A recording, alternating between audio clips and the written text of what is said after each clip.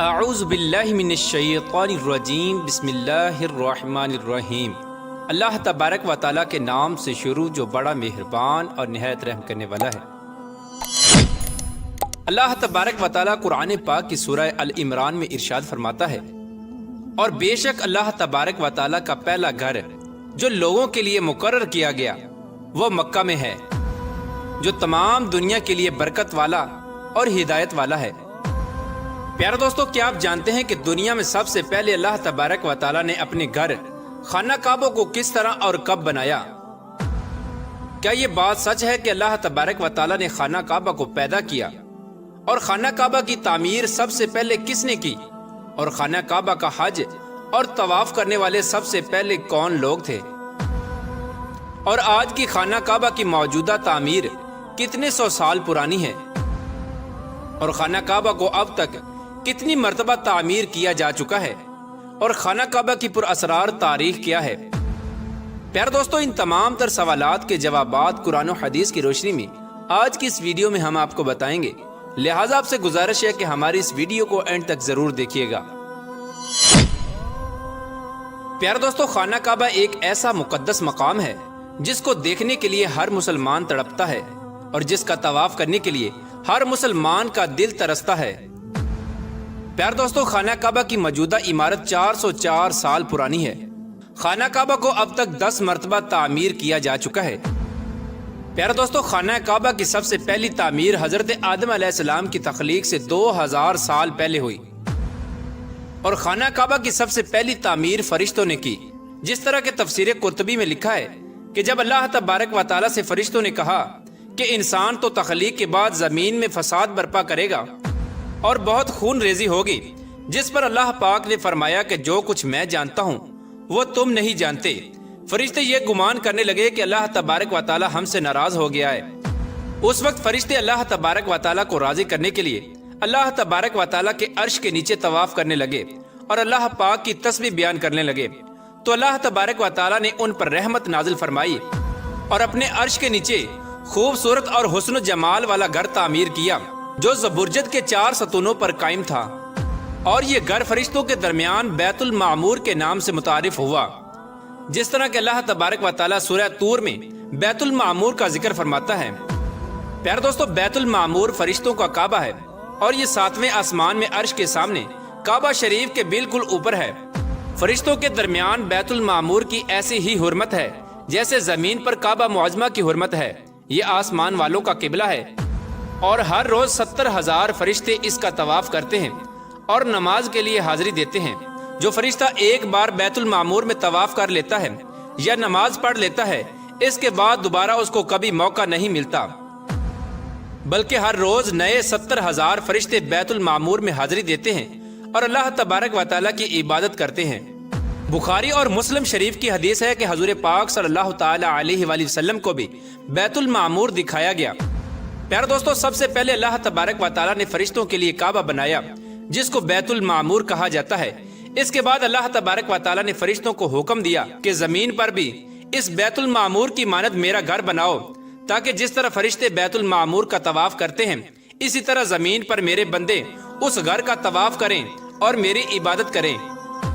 چنانچہ فرشتوں نے اللہ تبارک و تعالیٰ کے حکم کی تعمیل کرتے ہوئے سب سے پہلے زمین پر بیت اللہ شریف کی تعمیر کی اور اس کا طواف شروع کیا، اور فرشتوں نے ہی سب سے پہلے خانہ کعبہ کا حج کیا۔ پیارے دوستو، خانہ کعبہ کی دوسری تعمیر اس وقت ہوئی جب اللہ تبارک و تعالیٰ نے حضرت آدم علیہ السلام کو تخلیق کرنے کے بعد زمین پر اتارا۔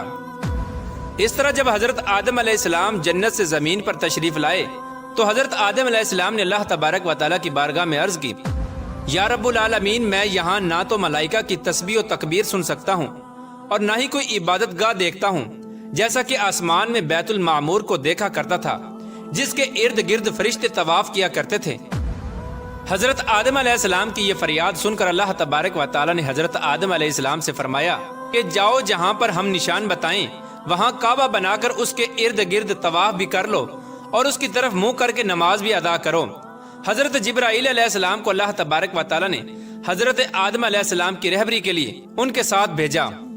چنانچہ حضرت جبرائیل علیہ السلام اللہ تبارک و تعالیٰ کے حکم کے مطابق حضرت آدم علیہ السلام کے ساتھ چل پڑے اور انہیں اس مقام پر لائے جہاں سے زمین بنی تھی، یعنی جس جگہ سب سے پہلے زمین کی جھاگ پیدا ہوئی تھی، اور پھر وہی جھاگ پھیل کر پوری زمین بنی۔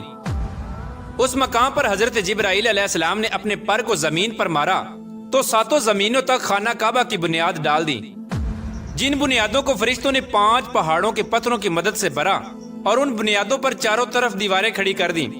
ان 5 پہاڑوں میں کوہ لبنان، کوہ طور، کوہ جود ہیرا وغیرہ بھی شامل تھے۔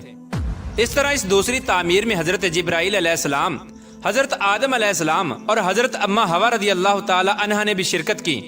حضرت اما حوا رضی اللہ تعالی عنہا مٹی اٹھا اٹھا کر لاتی اور حضرت آدم علیہ السلام خانہ کعبہ کی تعمیر کرتے۔ جب خانہ کعبہ کی تعمیر کا کام مکمل ہو گیا تو پھر اللہ تبارک و تعالی نے حضرت آدم علیہ السلام کو طواف کرنے کا حکم دیا اور ساتھ ہی فرمایا کہ آپ پہلے انسان ہیں اور یہ پہلا گھر ہے۔ پھر حضرت آدم علیہ السلام خانہ کعبہ کی طرف منہ کر کے نماز ادا کیا کرتے اور اللہ تبارک و تعالی کی عبادت میں مشغول رہا کرتے۔ خانہ کعبہ کی تیسری تعمیر۔ پیارے دوستو، تعمیر آدم کے بعد وقت کے ساتھ ساتھ خانہ کعبہ کی دیواریں بھی کمزور ہونے لگیں، تو حضرت آدم علیہ السلام کے بیٹے حضرت شیس علیہ السلام نے مٹی اور پتھر سے خانہ کعبہ کو دوسری مرتبہ تعمیر کیا، جبکہ بعض مفسرین کا یہ کہنا ہے کہ حضرت شیس علیہ السلام نے صرف خانہ کعبہ کی مرمت کا کام کیا، اس کی تعمیر نہیں کی۔ پیارے دوستو، اب بات کرتے ہیں خانہ کعبہ کی چوتھی تعمیر کے بارے میں۔ خانہ کعبہ کی چوتھی تعمیر اس وقت ہوئی جب اللہ تبارک و تعالی نے حضرت نوح علیہ السلام کی قوم پر طوفان کا عذاب بھیجا۔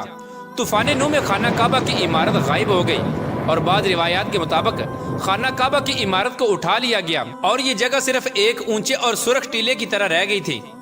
اس طوفان کے بعد جب حضرت ابراہیم علیہ السلام اس دنیا میں تشریف لائے تو اللہ تبارک و تعالی نے حضرت ابراہیم علیہ السلام کو خانہ کعبہ کی تعمیر کرنے کا حکم دیا۔ حضرت ابراہیم علیہ السلام نے چوتھی مرتبہ خانہ کعبہ کو کس طرح تعمیر کیا، اس واقعے کا پس منظر کچھ یوں ہے کہ جب اللہ تبارک و تعالی کے حکم کے مطابق حضرت ابراہیم علیہ السلام نے اپنی بیوی حضرت بی بی ہاجرہ رضی اللہ تعالی عنہا اور اپنے پیارے بیٹے حضرت اسماعیل علیہ السلام کو مکہ کی بنجر و ویران زمین اور پہاڑوں کے درمیان چھوڑ دیا، جہاں پر کوئی انسانی آبادی کا نام و نشان نہ تھا اور نہ ہی خانہ کعبہ کی عمارت تھی۔ خانہ کعبہ کی جگہ بس ایک سرخ رنگ کا ٹیلا تھا۔ اس وقت حضرت ابراہیم علیہ السلام نے اپنی بیوی اور بچوں کو چھوڑ کر اللہ تبارک و تعالیٰ کے حکم کے مطابق مکہ کی طرف پہلا سفر کیا۔ اس کے بعد جب دوسری دفعہ حضرت ابراہیم علیہ السلام اپنے خاندان سے ملنے کے لیے فلسطین سے مکہ آئے تو تب حضرت اسماعیل علیہ السلام کی قربانی کا واقعہ پیش آیا، اور تیسری بار جب حضرت ابراہیم علیہ السلام مکہ میں تشریف لائے تو حضرت اسماعیل علیہ السلام کی شادی ہوئی اور اس وقت حضرت ہاجرہ رضی اللہ تعالی عنہا کا انتقال ہو چکا تھا۔ چوتھی مرتبہ جب حضرت ابراہیم علیہ السلام مکہ میں تشریف لائے تو آپ کی ملاقات آپ کے بیٹے حضرت اسماعیل علیہ السلام سے نہ ہوئی۔ پھر پانچویں مرتبہ جب حضرت ابراہیم علیہ السلام مکہ میں تشریف لائے تو اس وقت اللہ تبارک و تعالی نے حضرت ابراہیم علیہ السلام کو بیت اللہ کی تعمیر کرنے کا حکم دیا۔ حضرت ابراہیم علیہ السلام نے حضرت اسماعیل علیہ السلام سے فرمایا کہ میرے بیٹے اللہ تبارک و تعالی نے مجھے حکم دیا ہے کہ میں اس گھر کی تعمیر کروں، تو حضرت اسماعیل علیہ السلام نے عرض کیا کہ ضرور کیجئے، میں خدمت کے لیے حاضر ہوں۔ چنانچہ ایک روایت کے مطابق خانہ کعبہ کی بنیادوں کی نشاندہی حضرت جبرائیل علیہ السلام نے کی، اس پر حضرت ابراہیم علیہ السلام اور حضرت اسماعیل علیہ السلام نے تعمیر کا کام شروع کیا۔ جب کھدائی شروع ہوئی تو قدیمی بنیادیں ظاہر ہونے لگیں جن پر حضرت آدم علیہ السلام نے بیت اللہ شریف کی تعمیر کی تھی۔ حضرت آدم علیہ السلام کی بنیادوں کے ظاہر ہو جانے کے بعد خانہ کعبہ کی تعمیر شروع ہوئی۔ حضرت ابراہیم علیہ السلام اپنے اس بڑھاپے میں ایک کاریگر اور حضرت اسماعیل علیہ السلام ایک مزدور کی حیثیت سے خانہ کعبہ کی تعمیر کرنے لگے۔ کوہ لبنان، کوہ ہیرا، کوہ ابو القیس، کوہ صفا اور کوہ مروہ، ان پانچوں پہاڑوں سے حضرت جبرائیل علیہ السلام پتھر اٹھا کر لاتے اور حضرت ابراہیم علیہ السلام کعبے میں لگاتے۔ پھر حضرت جبرائیل علیہ السلام کی نشاندہی سے جبل ابو القبیس کے کنویں سے 2 پتھر ملے۔ حضرت ابراہیم علیہ السلام ان پتھروں کو اٹھا کر لائے۔ ان میں سے ایک پتھر حجر اسود تھا اور دوسرا پتھر مقام ابراہیم کے نام سے مشہور ہوا۔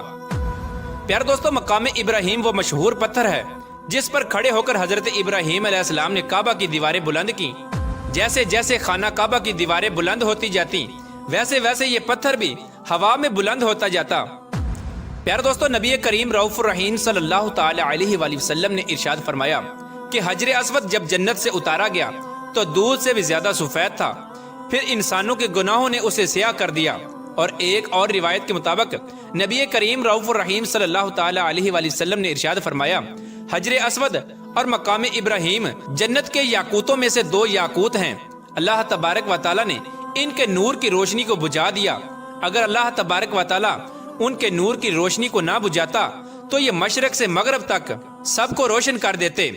خانہ کعبہ کی 5ویں اور 6ٹھی تعمیر۔ خانہ کعبہ کو 5ویں بار قوم عمالقہ اور 6ٹھی مرتبہ قبیلہ جرہم نے تعمیر کیا۔ قبیلہ جرہم میں سے جس شخص نے یہ کام کیا اس کا نام حرس بن مداد اصغر تھا۔ خانہ کعبہ کی 7ویں تعمیر۔ خانہ کعبہ کی 7ویں تعمیر کرنے والے نبی آخر الزمان حضرت محمد مصطفیٰ صلی اللہ تعالی علیہ وآلہ وسلم کے پاک نسب میں سے ایک بزرگ ہیں جن کا نام حضرت قصہ بن کلاب تھا۔ انہوں نے خانہ کعبہ کی از سر نو تعمیر کی اور ایک بے مثال پختہ عمارت تعمیر کرائی۔ پیارے دوستو، خانہ کعبہ کی 8ویں تعمیر کی ضرورت اس وقت پڑی جب قبیلہ قریش کے سرداری کے دور میں ایک زبردست سیلاب آیا جس سے خانہ کعبہ کی دیواریں بے حد کمزور ہو گئیں، تو متفقہ فیصلے کے تحت خانہ کعبہ کو قبیلہ قریش نے دوبارہ سے تعمیر کروایا، جس تعمیر میں نبی آخر الزمان حضرت محمد مصطفیٰ صلی اللہ تعالی علیہ وآلہ وسلم کی ذات اقدس نے بھی شرکت فرمائی۔ لیکن اس وقت سرمایہ کم ہونے کی وجہ سے قریش کی تعمیر میں حتیم کعبہ کو شامل نہیں کیا گیا تھا۔ خانہ کعبہ کی 9ویں تعمیر اس وقت ہوئی جب یزیدی فوج کی سنگ باری کی وجہ سے خانہ کعبہ کی دیواریں شکستہ ہو گئیں، تو حضرت عبداللہ بن زبیر نے حتیم کعبہ جو کہ قریش کی تعمیر میں شامل نہیں کیا گیا تھا اس کو بھی شامل کر کے بنیاد ابراہیمی پر خانہ کعبہ کو نئے سرے سے تعمیر فرمایا۔ خانہ کعبہ کی 10ویں تعمیر۔ عبد الملک بن مروان کے نائب حجاج بن یوسف جو کہ ایک ظالم حکمران تھا، اس نے 74 ہجری میں پھر سے خانہ کعبہ کو قریش والی تعمیر کے مطابق بنوایا۔ اس کے دور کے بعد جب خلیفہ ہارون مسند پر بیٹھا تو اس نے خانہ کعبہ کو منہدم کرنے کا فیصلہ کیا اور حضرت عبداللہ بن زبیر کی تعمیر کے مطابق خانہ کعبہ کو تعمیر کرنا چاہا، لیکن امام ابو یوسف نے یہ کہہ کر اسے روک دیا کہ اگر یہی طریقہ کار رہا تو پھر ہر آنے والا حکمران اپنی شہرت کے لیے خانہ کعبہ کو گرا کر نئی تعمیر کروایا کرے گا اور اس طرح لوگوں کے دلوں میں اس گھر کی عظمت کم ہوتی جائے گی۔ پھر 1040 ہجری میں سلطنت عثمانیہ کے سلطان مراد بن احمد خان شاہ قسطنطنیہ نے حجر اسود والے رکن کے علاوہ ساری عمارت کی بنیاد کو بنیاد حجاج کے موافق تعمیر کروایا۔ اس تعمیر کا کام 6 ماہ کے اندر مکمل ہوا۔ اس نے خانہ کعبہ کے اندر سنگ مرمر کا پتھر لگوایا اور نہایت ہی خوبصورت چھت بنوائی، اور باہر کی دیواریں سنگ خارا سے چونا میں چنی گئیں اور نہایت ہی نفیس اور ریشمی سیاہ رنگ کا پردہ خانہ کعبہ پر ڈالا گیا جس پر کلمہ طیبہ تحریر تھا اور سنہری لفظوں میں سلطان کا نام بھی لکھا ہوا تھا۔ اس طرح سلطنت عثمانیہ کی تعمیر کے بعد شاہ فہد بن عبد العزیز نے سن 1417 کو بیت اللہ شریف کی تجدید کا کام شروع کیا، لہٰذا اس طرح خانہ کعبہ کی موجودہ عمارت کم و بیش 404 سال پرانی ہے، کیونکہ یہ عمارت 1040 ہجری میں بنی اور اب 1444 ہجری ہے۔ اللہ تبارک و تعالیٰ سے دعا ہے کہ اللہ تبارک و تعالیٰ اپنے بیت اللہ شریف کی بار بار زیارت نصیب فرمائے اور حج بیت اللہ کی سعادت نصیب فرمائے۔